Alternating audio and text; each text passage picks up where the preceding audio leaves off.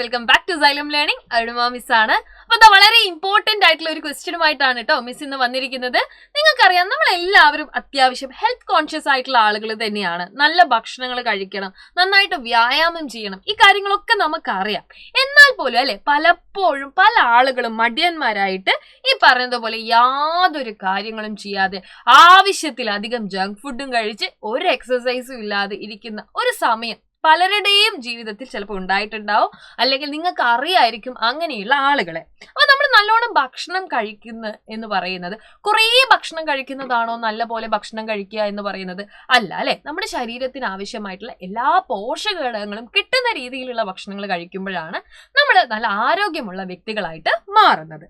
അങ്ങനെയാണെങ്കിൽ നമ്മുടെ പോഷണങ്ങൾ ആവശ്യത്തിനധികം അല്ലെങ്കിൽ ആവശ്യത്തിന് ലഭിച്ചിട്ടില്ല എന്നുണ്ടെങ്കിൽ, അതായത് ന്യൂട്രിയൻസിന് വേണ്ടത്ര സപ്ലൈ നമ്മുടെ ശരീരത്തിന് ലഭിച്ചിട്ടില്ല എന്നുണ്ടെങ്കിൽ നമുക്ക് രോഗങ്ങൾ ഉണ്ടാവാനുള്ള സാധ്യതയുണ്ടോ?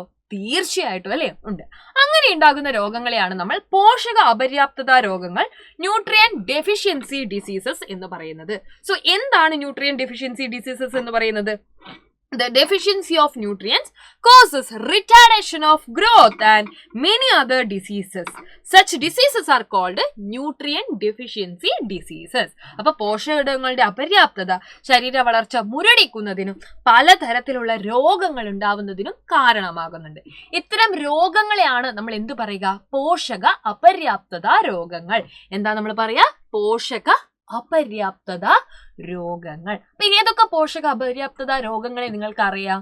മാംസ്യത്തിന്റെ കുറവ് മൂലം രോഗങ്ങൾ ഉണ്ടാവാറുണ്ട് അല്ലെ, അതായത് പ്രോട്ടീന്റെ കുറവ് മൂലം ഉണ്ടാവാറുണ്ട്. അപ്പൊ നമുക്ക് കുറച്ച് ന്യൂട്രിയൻ ഡെഫിഷ്യൻസി ഡിസീസസ് പഠിക്കാനുണ്ട്. അതേപോലെ തന്നെ വിറ്റമിൻസ് ഡെഫിഷ്യൻസി ഡിസീസസ് നമുക്ക് പഠിക്കാനുണ്ട്. അപ്പൊ എന്താണ് വിറ്റമിൻസ് എന്നുള്ളത് നിങ്ങൾക്ക് എല്ലാവർക്കും അറിയാം അല്ലെ. Essential for healthy vision, growth, immune response and reproduction. നമ്മുടെ ജീവൽ പ്രവർത്തനങ്ങളെയൊക്കെ വളരെയധികം സ്വാധീനിക്കുന്ന ആളുകൾ തന്നെയാണ് വിറ്റാമിൻസ്. അപ്പോൾ വിറ്റാമിൻസ് ഇല്ലാതിരുന്നു കഴിഞ്ഞാലും ഇത്തരത്തിൽ ഡെഫിഷ്യൻസി ഡിസീസസ് വരാറുണ്ട്. വിറ്റാമിൻ എയുടെ ഡെഫിഷ്യൻസി മൂലം ഉണ്ടാകുന്ന രോഗമാണ് നിശാന്തത അഥവാ നൈറ്റ് ബ്ലൈൻഡ്നസ്. സിംറ്റം എന്ന് പറയുന്നത് difficulty to see in dim light ആണ്. വിറ്റാമിൻ ബി ആണെങ്കിൽ മൗത്ത് സോഴ്സ് ആണ്. നോക്കിക്കേ, ലെഷൻസ് ഇൻ ദ മൗത്ത് ആണ്, വായിൽ എന്താണ് വ്രണങ്ങൾ വരിക.